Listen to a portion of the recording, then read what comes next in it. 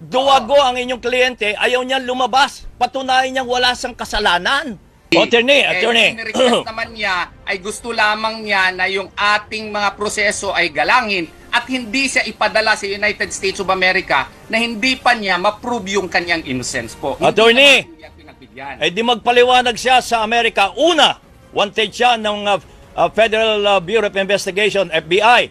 Pangalawa, meron no siyang sexual abuse, human trafficking dito sa ating bansa. Pangatlo, kung talagang siya ay son of God, bakit hindi sa sumulpot at ipagtanggol ang kanyang sarili at humingi siya ng blessings mula sa God na siya ay pakawalan at siya ay mawalan ng mawala lahat ng kanyang kaso. Di ba, Attorney? Son of God siya? Naniniwala ba kayong son of God siya?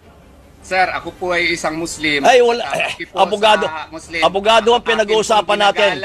Oo. Akin pong ginagalang ang faith po ng ibang tao. Hindi po ako nagdadrop sa ganoon pong level. Yun po ang kanilang... Hindi ho level yun. Tinatanong ko kayo. Ginagalang ko po yan. Siya ay Pero, sir, son of Noli, God. sana po Kung maintindihan siya ay mo, son of God, na Attorney. kung Tony. maakusa ka in the future po ng, let us say, rape din, napadismiss mo na, and then you will find out later na inosente ka naman talaga, choice mo rin po yun, Sir Noli, na i-insist na wala kang kasalanan and you don't have to surface. That is within our rule of law po, Sir Noli. Hindi.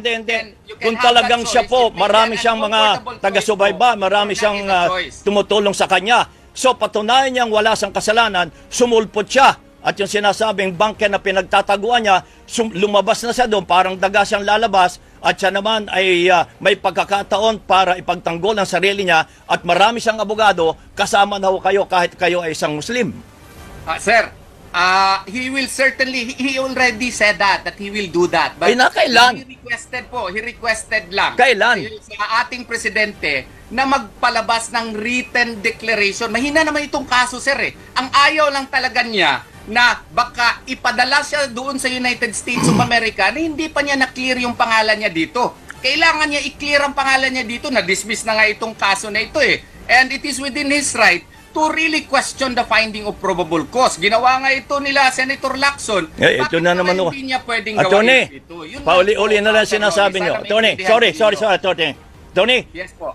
huwag ho kayong tuloy-tuloy magsalita dahil hindi ako makapag-question sa inyo. Paulit-ulit Okay. ang sinasabi yung mga lakson na yan. Ang sinasabi ho namin, hindi makikialam ang Pangulo dyan, wanted siya sa Amerika, sa FBI, bahala na ang FBI niya. Pero ang tinatanong ko, yung pag-usapan natin yung ngayon, meron siyang sexual abuse, meron siyang human trafficking, nagtatago pa siya doon sa kanilang compound. Bakit hindi siya lumabas, palabasin ninyo, at ipagtanggol ninyo ang kaso niya? Kung talagang wala siyang kasalanan, ay di wala, ma-absuelto siya. Pero habang siya ay nagtatago po, paano niya ipagtatanggol ang sarili niya? Paano kami maniniwala na wala siyang kasalanan? Paano po? Paano? Sasabihan kita. Ano? Kung yung motion for reconsideration po namin sa Department of Justice ay i-rule, maski pa i-deny yun, pwede po kaming aakyat sa Court of Appeals at mag-file ng petition for certiorari. At kung i-grant yung petition for certiorari po, Sir Noli, edi wala ng kaso. Yun! Yan po, part yun ng choice niya. Tuliao versus Miranda po yan. Oo nga. Kung ma-prove niya yung innocence doon, na wala palang probable cause, choice din po niya under our rule of law po. Sir Correct! Noli. Puro rule of law kayo, Attorney. Mapawalang visa po yun. Pero, duwago ang inyong kliyente, ayaw niyang lumabas. Patunayan niyang wala siyang kasalanan. Yun ang malinaw ho dyan. Sir Noli, pwede nga niyang patunayan yung kanyang na wala siyang kasalanan based on our rules of court po. Kasi kung ang DOJ, baka magbirakulo, magsasabi na wala pala siyang kasalanan, mag-render ng resolution na wala siyang kasalanan, and then mag-file ng motion for withdrawal of information in court, hindi pa siya nag-surrender and then the court will grant it. That is within our rule of law po. Okay, rule of law. Saka, garanting lang. Patuloy Teka muna, Attorney. Teka muna, Attorney, sandali lang. Patunayan niyo ang wala siyang kasalanan sa pamagitan ng pagsulpot niya. Magpakita siya, harapin niya ang DOJ, harapin niya ang mga kaso niya. Doon kami maniniwala na siya ay tapat talaga sa kanya sinumpaan, sa kanya mga alagad.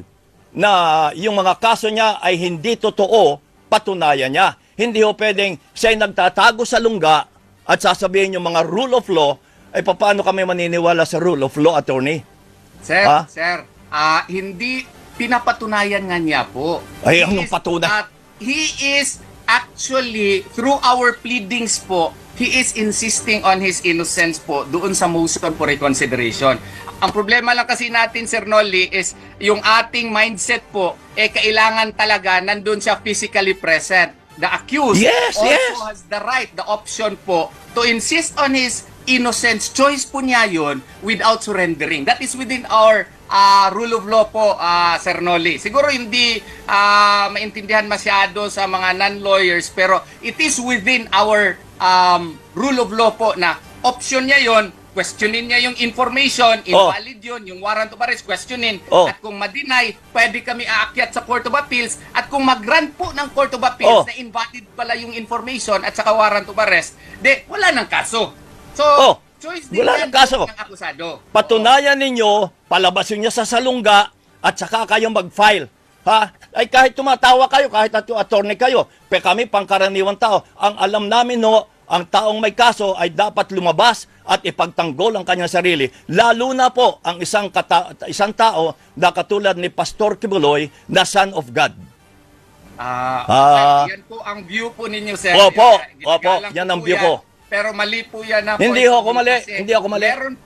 Meron pong alternatibo po ang akasado, Sir Nolly. Hindi po. kung talagang wala siyang kasalanan, patunayan niyang wala siyang kasalanan at kami maniniwala kapag siya lumabas na at yung proseso ng batas, doon pa lamang kami maniniwala na wala siyang kasalanan, attorney. Remember, attorney ho kayo. Lahat ng attorney talaga ay pagtatanggol ang kahit pa kriminal ang isang tao, pinagtatanggulo ninyo, di ba? I'm not talking of Kibuloy, pero kayo mga attorney, ganyan ang asal ninyo. Pinagtatanggol niyo kahit kriminal. Hindi pa po kriminal si Pastor. Hindi ko sinasabing si Pastor nga. Makinig ho kayo.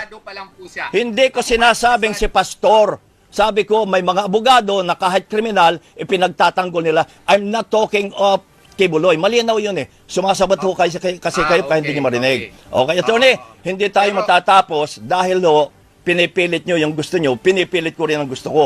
Pero abangan natin kung ano magiging resulta. Ganito na lang, Sir Nolly. Ganito na lang po.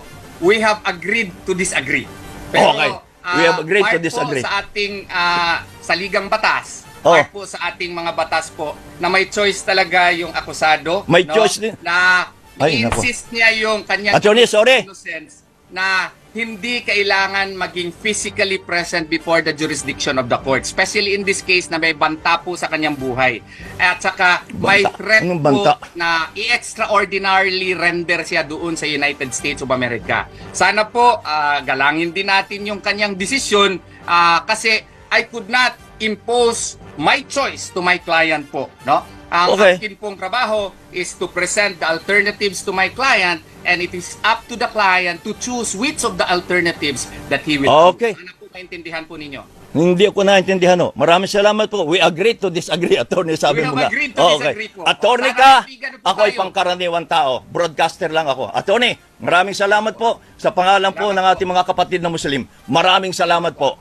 Si Assalamualaikum Attorney warahmatullahi wabarakatuh. Israelito Torion.